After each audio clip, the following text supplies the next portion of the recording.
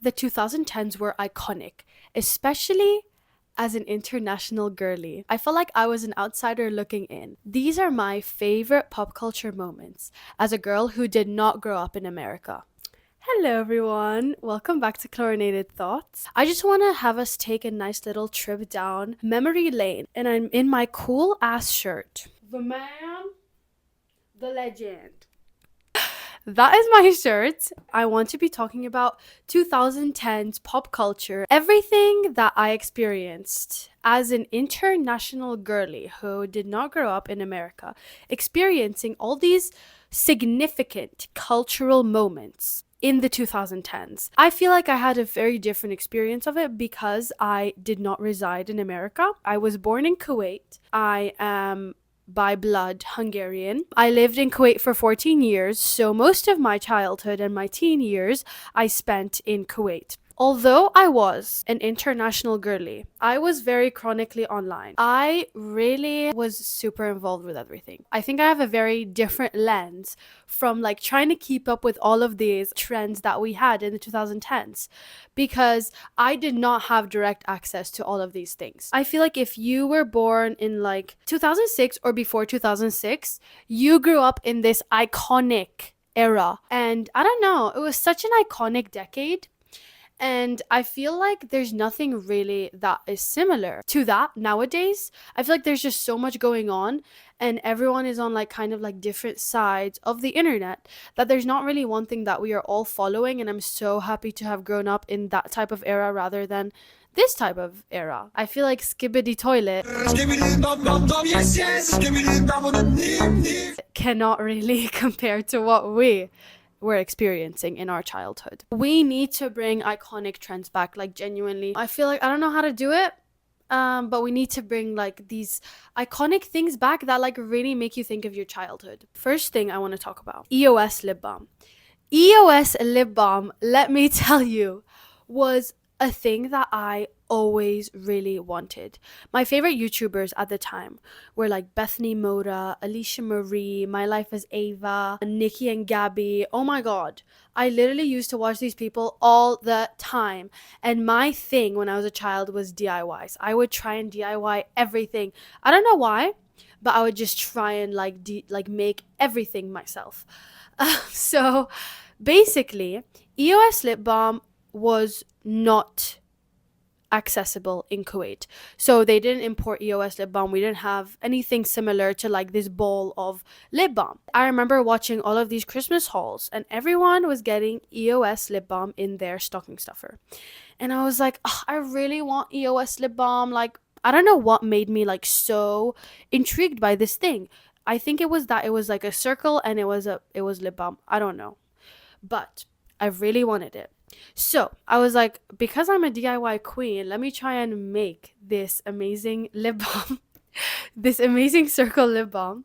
So I would watch YouTube videos on how to make EOS lip balm. To my surprise, it never really ever worked because obviously, how the hell? Like, I think I was trying to get like a plastic egg and like put the Vaseline in it or something and like pretend that it was like EOS lip balm. I don't know. But if you ask me, it was pretty iconic, I'm not gonna lie. Props to me for really trying to like make EOS lip balm.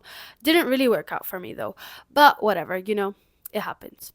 What we did have though in Kuwait was pink. Pink was the thing. Honestly, guys, what happened to like the amazing like sales that like these stores used to have? Like Bath and Body Works would be like buy 5 candles for $10 on like Black Friday, and like Pink would be like 10 pieces of underwear for $20. Like, it was like such good steals. Right now it's really not giving what it needs to be giving for Black Friday and in general like any sale. Like Bath and Body Works, get your shit together, because what happened to all of those amazing sales? Pink was so fun. I remember me and my sister would walk into Pink. Okay, so we used to go shopping with me, my sister, and my aunt. I was never really that interested in buying stuff, but my sister would be so interested. So I remember she would like go around and like, look at all of the stuff, and I would just like sit on the couch next to like the big pink dog, like the iconic pink dog.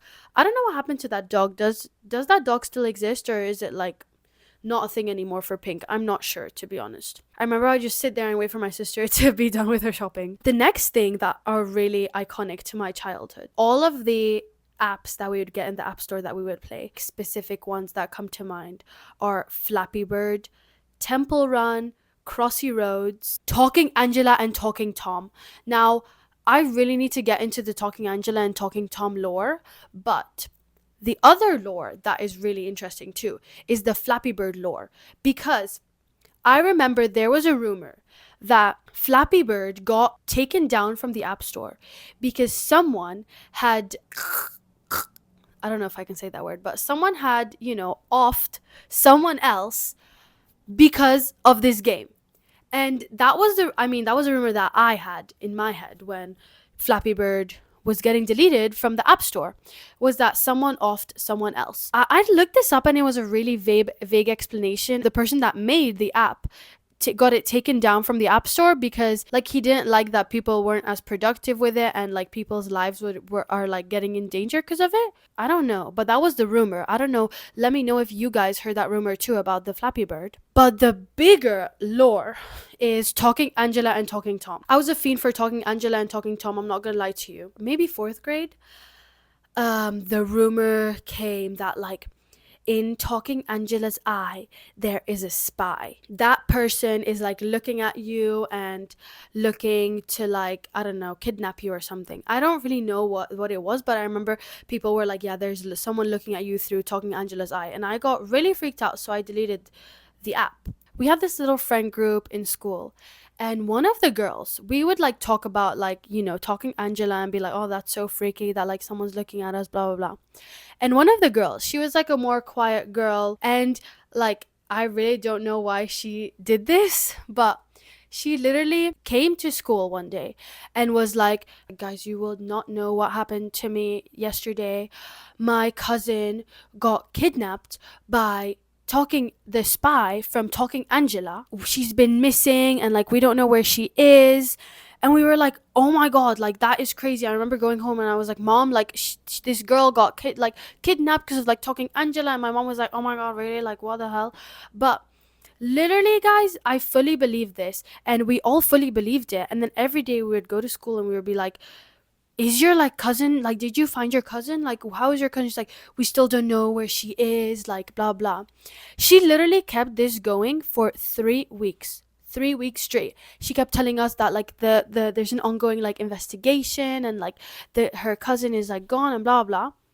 For 3 weeks straight, we were oh my god, this girl is kidnapped and Talking Angela kidnapped her. And it turns out she was literally lying. She literally pulled all of this out of her ass. Her cousin was not kidnapped. How can you even just lie through your teeth like that? I really cannot believe. I really cannot believe that she did that. But yeah, we really got bamboozled. And after that, let's just say I felt a certain type of way about her, clearly, because what the hell are you doing, girl? Just lying to us about this? I was freaked out. I was really freaked out. That is not something to lie about, girl. The next thing I want to talk about, super iconic, and people literally have whole ass businesses because of this item still to this day. And I understand. I understood the hype back then, and I still understand the hype now. Slime. Guys, I was a hustler when I was younger. I mean, I'm still striving to be a hustler, but I was such a hustler when I was younger because I had my own little slime business in school. I literally, when I was in school, I'm not gonna lie, I was a trendsetter.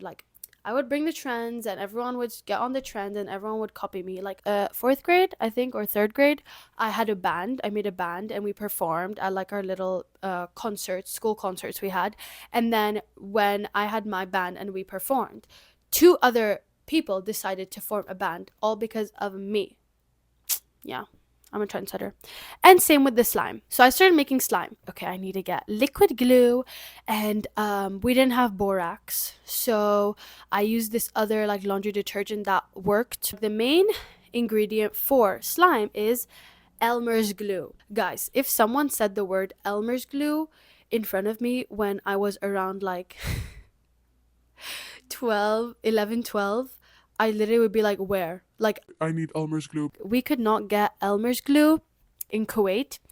And I would literally be such a fan of Elmer's glue when I first came to America, literally my freshman year of college. I needed to fulfill my childhood dreams, so I bought Elmer's glue and I made slime with it. And it really fulfilled my inner child for sure. But anyways, I made slime and I would bring it in and I would sell it. And I think I made a really good amount of money, although I was so addicted to making slime. Like, I literally would come home from school and make slime all afternoon till nighttime. Like, genuinely, I was so invested in making slime. Like, my parents were like, okay, you have to stop making slime now. Like, come and eat dinner. And that was my first little taste of that. Like, I would buy the containers, I would make the slime, and then I would sell it for a pretty good profit, not gonna lie. Another thing that I made a business out of, after everyone started to copy my slime business, I decided to get into squishies. In the beginning of my squishy obsession, squishies were not a thing. In Kuwait, you couldn't really get squishies. After a while, those squishies had then been imported to Kuwait. I remember going into the grocery store with my mom. And then next to it are like little, kind of what I could say are like little Dollar Tree shops. So you could just buy stuff for $1, but they were all different companies selling different things. And one of these stores was selling squishies. And I was like, oh my God, there is no way that they have squishies. Like, I got so happy. I literally bought so many squishies. And I was like, I'm going to sell these to my friends or like to my classmates in school. So I bought like a bunch for like $1. And I went into school and I was like, guys, I have squishies. You will not believe what I made up. I was hoping they wouldn't really catch on that squishies exist in Kuwait. Yeah. And I was telling them, like, my grandma came to visit from Hungary and we have squishies in Hungary, and she brought squishies for me to like sell to you guys.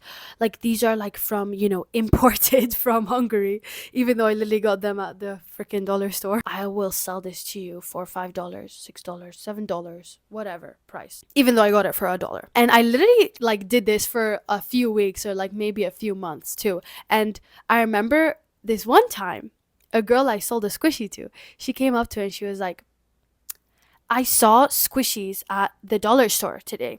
Are those the squishies that you're buying? I was like, what? No. Like, I really get them from Hungary. Like, I don't know what you're talking about. Honestly, yeah, like, I'm sorry. That's really how business works. I'm not gonna lie. But yeah, I really, really just said that, like, I was getting these squishies from Hungary, even though I wasn't. Sorry about that, guys, but you really cannot say I wasn't a hustler, to be honest. So those were really the things that I had been trying to recreate to keep up with the trends. There's more that I have in mind, but those are my little story times of my main points. If you guys like this video and want another video similar to this or a part 2, I would love to make them because it's so fun to take a trip down memory lane. Tell me some of your pop culture iconic moments that you feel like was iconic in the 2010s, because I'm really curious. I hope you guys have an amazing week. Make sure to like and subscribe. That is all I have for you guys today. If you guys like this video, make sure you watch this video as well, the top culture shocks I experienced as a foreign student athlete here in America. I will see you next week with a new video.